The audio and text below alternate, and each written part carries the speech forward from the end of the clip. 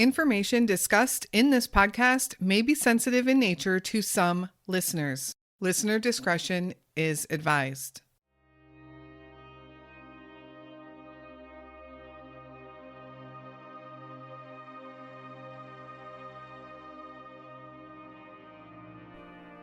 Sandra Crispo's main goal in 2019 was to move closer to her grandchildren, something that she did accomplish in those early summer months. Sandra moved to Hanson, Massachusetts, and would help care for her 3 grandchildren on days that her daughter, a registered nurse, needed childcare. Sandra was thrilled to have so much time with her 3 grandsons, and they were equally excited to spend their days at Grandma's. On August 7th, her son-in-law would help her get her vehicle to the mechanic shop to be worked on. On their way home from the shop, they stopped at a convenience store. Sandra is seen on a surveillance camera purchasing cigarettes. Her son-in-law then dropped her off at home and left. The next day, the mechanic shop tried to reach out to Sandra with no luck. They followed up by calling her daughter, Lena, and from there, Lena tried to call her mom on and off throughout the whole day, but there was no answer. The following day, August 9th, Sandra was planning on watching her grandsons. When Lena arrived at the house to drop the boys off, she said she had an eerie feeling. She hadn't been able to reach her mom, which was unusual, and instead of letting her boys unbuckle their seatbelts and run inside as they normally would, she told them to wait in the car while she went inside first. She discovered the back door was unlocked, and when she entered the home, she noticed that the lights were all on and the air conditioner was on. Sandra's dog, who usually greeted visitors excitedly with tail wags and jumping up and down, was cowering on a recliner in the living room. There was no food or water in the dog's bowls. Sandra herself was nowhere to be found, and pretty quickly, Lena knew they had to alert the authorities. Where is Sandra Crispo?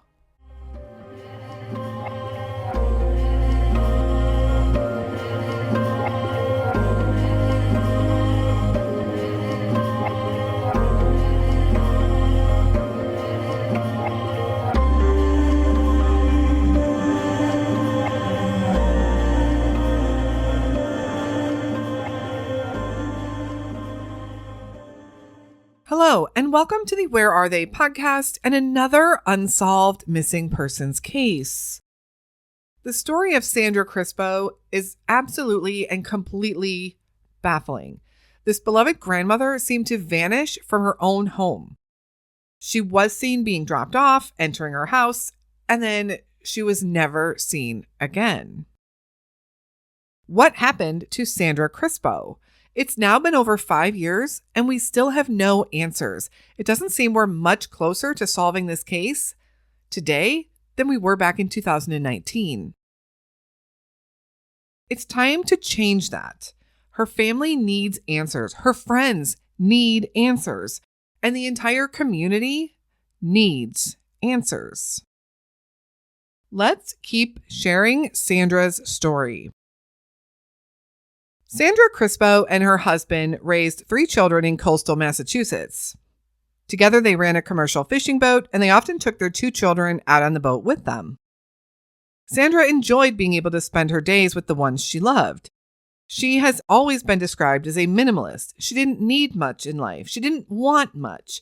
She was mostly happy to just be surrounded by her immediate family. Career was never her foremost thought. She wanted to be happy, comfortable, and close to her family. That's all she ever wanted. Sandra and her husband would divorce, and eventually Sandra's children got married and moved away. Sandra and her ex-husband remained friendly and cordial even after the divorce was final. Sandra had even continued to work with him on his commercial fishing boat. In 2018, Sandra's father passed away, leaving somewhat of a rift in the family, mostly between siblings, it seemed. There would be some type of dispute over money. And while Sandra struggled over the loss of her father, she now had this added complication of a feud among her siblings. But it seemed that, as with many family situations, after some time went by, things improved. But things just weren't the same for Sandra in Quincy, Massachusetts, where she had lived for many decades with her family.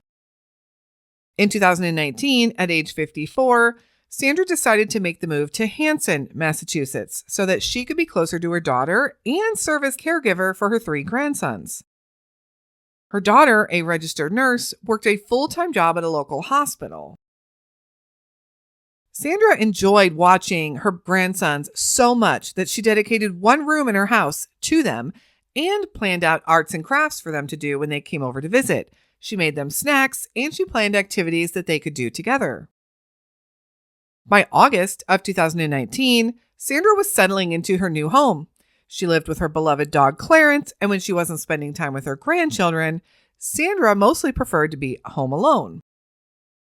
An introvert deep down, Sandra was usually the quiet observer in the room. She wasn't the social butterfly, chit-chatting with everyone and mingling. She was the quiet one sitting in a corner, observing.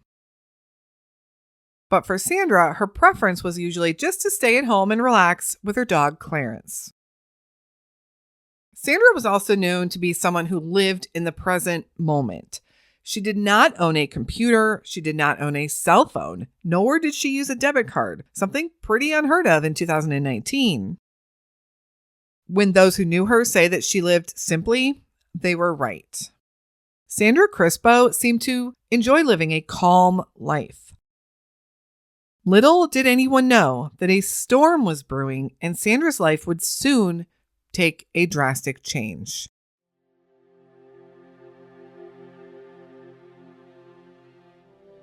The disappearance.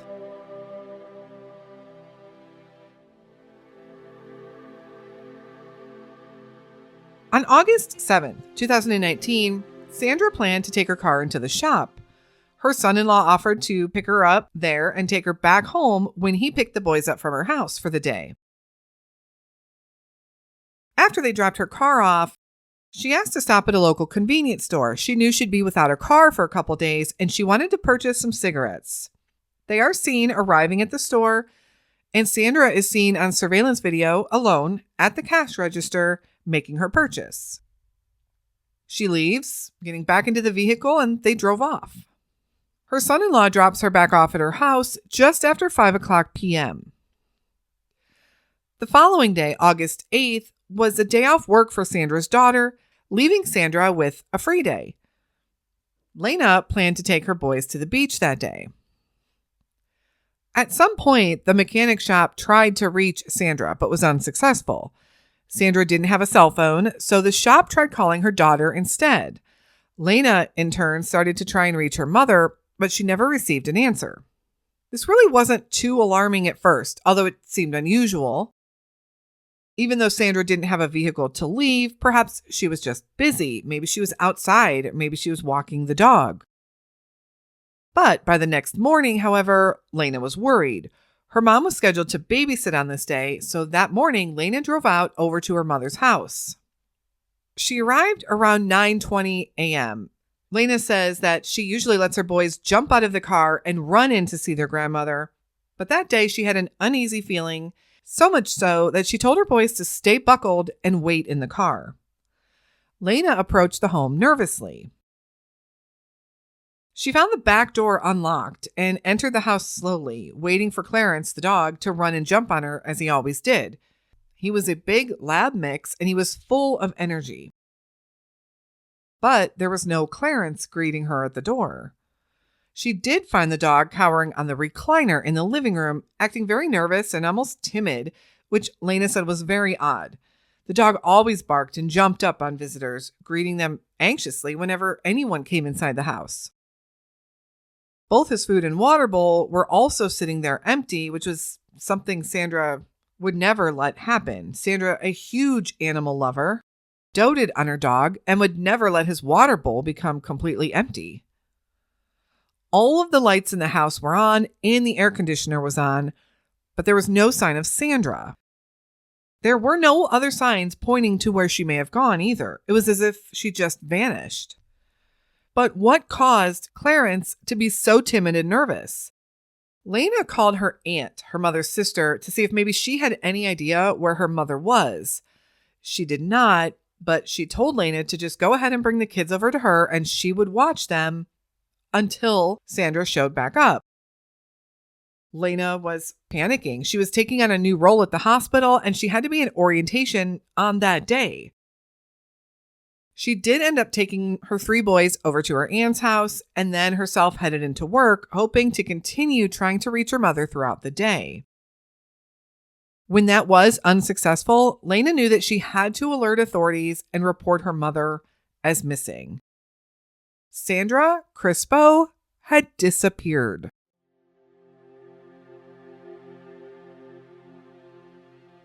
The search and investigation.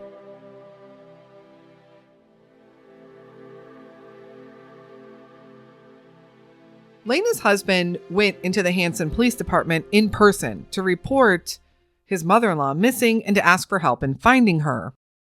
Lena would leave work early that day. By most accounts, it appeared that law enforcement responded quickly and started investigating. Hanson, Massachusetts is a small town with a very low crime rate in general, and it's likely everyone thought they could resolve this mystery quickly and find Sandra, hopefully in good condition and with an explanation as to where she had been. Police searched Sandra's home and said that from their point of view, nothing looked amiss. There didn't appear to be a struggle, and aside from her dog being left home alone, it seemed that Sandra had just left the house. Specially trained search canines were brought in to try and track a scent for Sandra, but they found none. Officers also went out on foot and searched wooded areas near the home, while other officers canvassed the neighborhood, talking to everyone on the short residential street that Sandra lived on. If they did discover any surveillance cameras, anything like a Ring doorbell camera, they have never released that information publicly. Search and rescue groups also came in with drones, hoping that they could cover more ground, even see places that would be hard to see from eye level. And even more search and rescue team members went out on ATVs. The next day of searching, authorities went back out to the home and continued their search for any clues. They did find a few specks of blood in the house, and they would take a sample to send into the lab for testing. Lena, Sandra's daughter, decided to also take a good look around the home. She didn't notice much else. Everything looked pretty normal to her until she looked under her mother's bed and noted that some of the bedboards seemed out of place. She thought that it looked like possibly someone had moved the mattress. Lena and her husband had helped move Sandra into the home just 3 months earlier, and the bed frame was new. Now, this little detail, the description of the bedboards being moved or out of place, has been a controversial topic of conversation in Sandra's case since one local news media outlet printed this story. Lena had wondered if this did point to some evidence of foul play, but authorities have stood by their assertion that there was no sign of foul play to them. How did the boards become dislodged? What did that mean? Is there an explanation for this? Are we grasping at straws? Or is this a hidden clue? Law enforcement brought up the idea that maybe Sandra had planned to leave. She's an adult woman. She can certainly come and go as she pleases. Perhaps someone had picked her up and given her a ride somewhere. Maybe she just wanted to leave her life behind. But Lena rejected this idea. There was no way her mom would leave her, and especially her 3 grandsons. She had just moved there. She was excited and enjoying this new chapter in her life. When Lena had been looking around the home, she also found a to-do list and a shopping list on the counter. Why plan and make lists if you are leaving? It just didn't make sense. As more and more local and regional media picked up the case, people started talking. As said before, this is a small town, a safe town, a family town. Nothing terrible really happens here. A few tips eventually came in that pointed to some possible sightings in Fall River, Massachusetts. Those sightings would bring everyone hope, but as soon as authorities tracked down these leads, they ruled them out. Back to square one. Hanson, Massachusetts.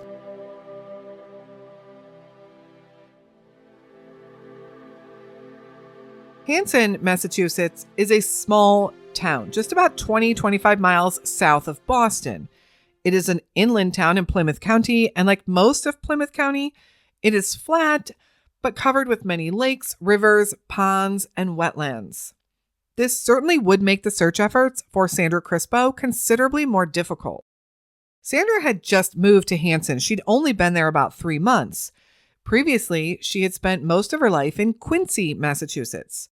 Quincy is about 15 miles north of Hanson, moving closer to Boston and closer to the bay. She had lived in Quincy, working on a commercial fishing boat with her husband, even after they had divorced. But Hanson wasn't that far away from Quincy, but it would be a new area for Sandra to live in. Her daughter said that she seemed to truly enjoy having her own space and being in Hanson, seeing it as a new phase of life for her. Sandra was living in a home on Spofford Avenue. This is a quiet residential area with narrow roads and houses that sit pretty close together.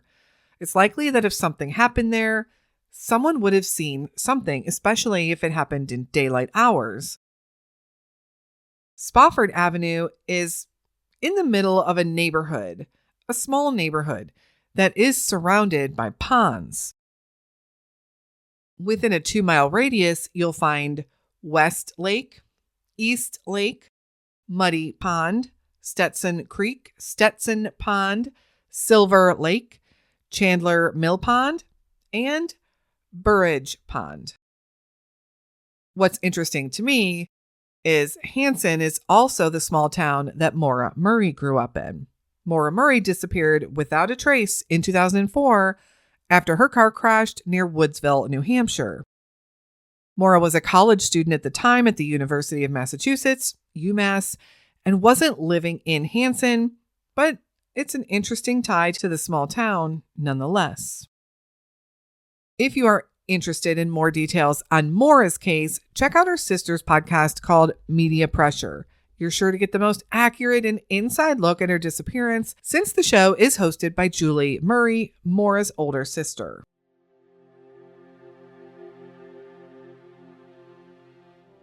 The controversies.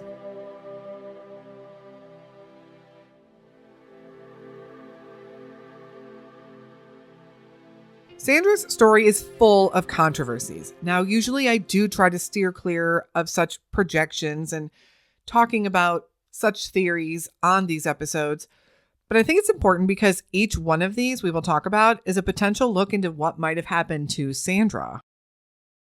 We simply cannot find all the answers we need without at least taking a look at these theories and these controversial topics in Sandra's case. Now, law enforcement has said that they do not suspect foul play. Family believes it had to be foul play. Now, of course, when law enforcement says this, it's usually simply because there's just no evidence of foul play. Not that they have necessarily ruled it out. But the problem is there just isn't any evidence at all.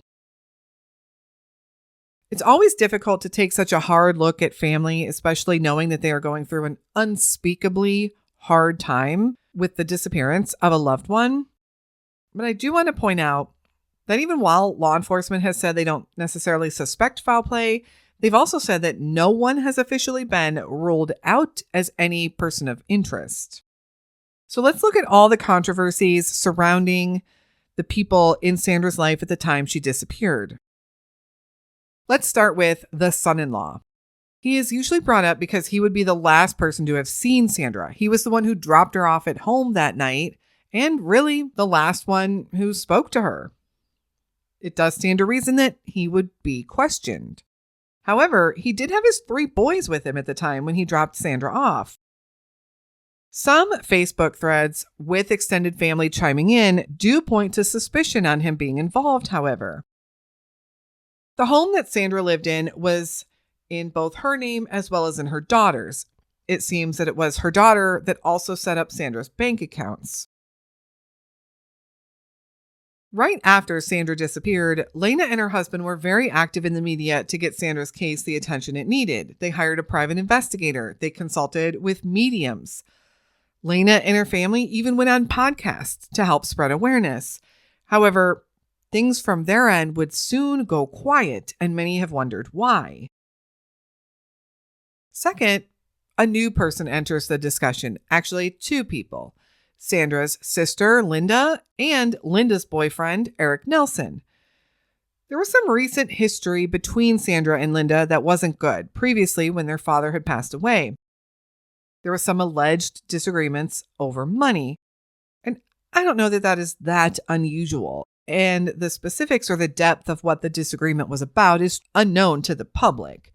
If there was indeed a falling out, it seemed that things did eventually blow over and get better between them. But there would be some interesting evidence found that would bring Eric Nelson back into the picture.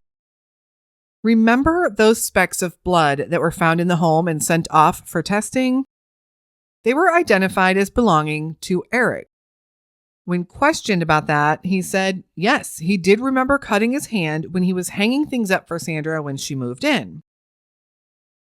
And that was just 3 months ago that Sandra moved in with the help of these family members, so certainly there would be DNA found belonging to them.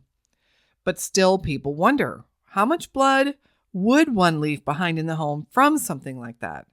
Was Eric telling the truth? There have also been reports that Eric came to the home to help search for Sandra right after she went missing. But some have said that they found Eric searching the home, not necessarily for clues for Sandra, but telling someone that he was looking for, quote, the gold, end quote. The mechanic shop also received a fair amount of scrutiny, although I haven't found much to justify why that would be. But there is more. There are some reports that neighbors heard arguing and yelling at the house that evening that Sandra was dropped off. I mention this again because it's brought up and talked about often online. However, I found no official reports to corroborate these statements. If true, however, that definitely paints a picture of something going wrong at Sandra's house. Who was there with her that evening? Who was she arguing with? Why were they arguing? I'd be curious if cell phone GPS records were checked for these other people in her life. That data could help identify if they were near or at Sandra's house at the time of these alleged arguments, or if perhaps they were clear across town, meaning they couldn't be the ones arguing with Sandra. Specifically, was Eric's GPS location checked for that time frame? What about her son-in-law? Without having any answers, we really can't rule anything out. I am curious to know your thoughts. What do you think happened to Sandra Crispo? Sandra is described as a Caucasian woman standing 5'6" tall and weighing around 125 pounds when she was last seen in August of 2019. She was 54 years old then and would today be 59. At that time, Sandra had shoulder-length brown hair and blue eyes. Anyone with any information on the whereabouts of Sandra Crispo is asked to contact the Hanson Police Department at 781-293-4625. Everyone who knew Sandra said she would never leave her family, especially her 3 young grandsons. Something seems very, very wrong here. Keep sharing Sandra's story and her case, and let's bring this mother and this grandmother home to her family, home where she belongs. Thank you so much for listening to Sandra's story today. If you've made it this far into the episode and would like to help our stories reach more people, please consider leaving us a 5-star review. Every little bit of push helps in these unsolved cases, and we need to keep pushing. Sharing these cases on the socials help as well. You can also find the Where Are They podcast on Facebook, Instagram, X, and YouTube. All of those links can be found in the show notes. I always welcome all case suggestions and feedback. You can always DM me or email me at canwefindthem@gmail.com. It's those little small cases that the media doesn't pick up, the lesser known cases. Those are the ones that need our help the most. If you are interested in bonus episodes and ad-free episodes, you can find those over on our Patreon. That link is in the notes as well.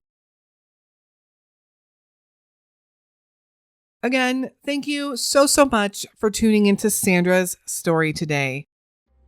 We will be back again very soon with another unsolved missing persons case. And until then, stay safe and hug your loved ones.